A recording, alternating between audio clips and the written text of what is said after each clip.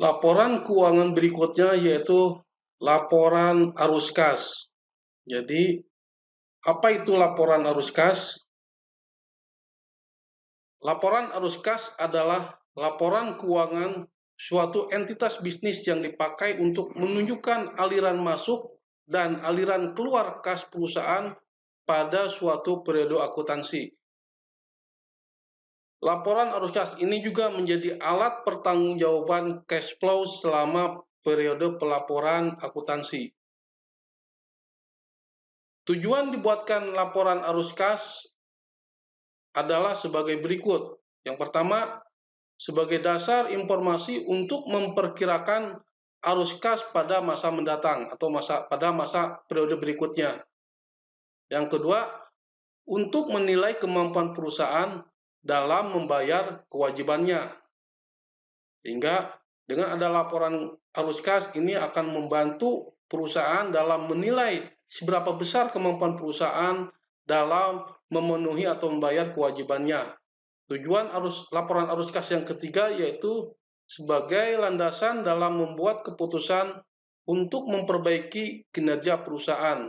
Ini maksudnya bahwa dengan adanya laporan arus kas berarti kita punya landasan data-data posisi keuangan atau yang khususnya menyangkut arus kas masuk dan kas keluar perusahaan untuk menjadi bahan pertimbangan keputusan memperbaiki kinerja perusahaan. Jadi kita bisa lihat laporan arus kas sebagai landasan dalam membuat keputusan dalam perbaikan kinerja perusahaan. Tujuan yang keempat yaitu laporan arus kas bertujuan sebagai dasar perbandingan dan korelasi antara laporan laba rugi terhadap arus kas.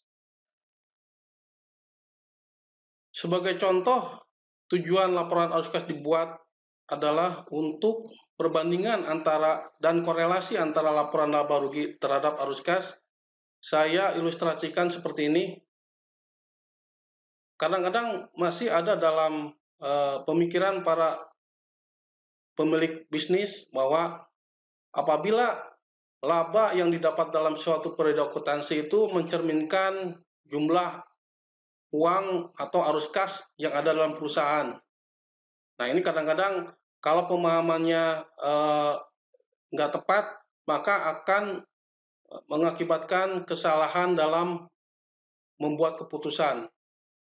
Saya contohkan seperti ini, apabila ada dalam laporan laba rugi dalam periode akuntansi itu sejumlah 10 juta, belum tentu mencerminkan angka atau uang kas yang tersedia pun 10 juta.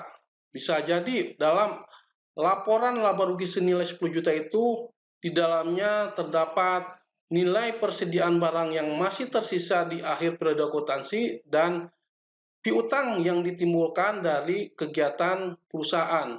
Jadi laba atau rugi itu hanya akan menunjukkan nilai pendapatan dan biaya dalam periode akuntansi. Sehingga pendapatan itu timbul karena adanya aktivitas penjualan dan pembelian ataupun biaya selama periode akuntansi. Sehingga apabila nilai dalam laba rugi perusahaan sebesar 10 juta, bisa saja dalam bentuk uang yang diterima untuk laba yang dihasilkan tidak sejumlah dengan nilai yang dilaporkan laporan laba rugi. Bisa saja sisanya itu dalam bentuk piutang perusahaan dan dalam persediaan yang masih tersisa dalam perusahaan.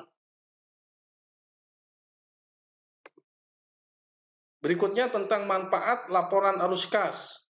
Jadi, manfaat laporan arus kas ini dibuat untuk memberikan informasi mengenai kemampuan suatu perusahaan dalam menghasilkan arus kas di masa mendatang. Yang kedua, memberikan informasi seberapa besar kemampuan perusahaan dalam membayar dividen dan memenuhi kewajiban seperti membayar gaji karyawan. Yang ketiga, memberikan informasi mengenai dana masuk dan dana keluar, maka laba bersih dapat diketahui sehingga keberhasilan suatu perusahaan dapat diukur dengan jelas. Ada 3 kelompok laporan arus kas. Yang pertama tentang laporan arus kas operasional.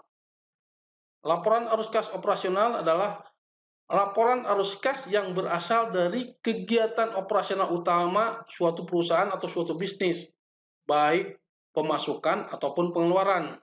Contohnya, yang masuk ke dalam laporan arus kas operasional ini adalah penerimaan dari konsumen. Ini maksudnya penjualan ataupun pembayaran piutang. Yang kedua, membayar gaji bulanan, membayar listrik, dan lain-lain yang berhubungan dengan kegiatan operasional utama suatu perusahaan. Yang kedua yaitu laporan arus kas investasi. Laporan arus kas investasi ini adalah laporan arus kas yang berasal dari kegiatan investasi perusahaan, baik itu pemasukan ataupun pengeluaran. Kegiatan yang masuk ke dalam kelompok arus kas investasi ini adalah contohnya seperti aktivitas penjualan dan pembelian untuk aset tetap dan kegiatannya yang ada hubungan dengan piutang perusahaan. Contohnya, ini pada saat pengadaan pembelian baru aset tetap, contohnya pembelian kendaraan baru nih, ini akan masuk ke dalam laporan arus kas investasi. Seandainya pembelian kendaraan ini dengan menggunakan pendanaan pihak ketiga seperti leasingnya, ini akan dicatat dalam laporan arus kas investasi. Laporan arus kas berikutnya yaitu laporan arus kas pembiayaan.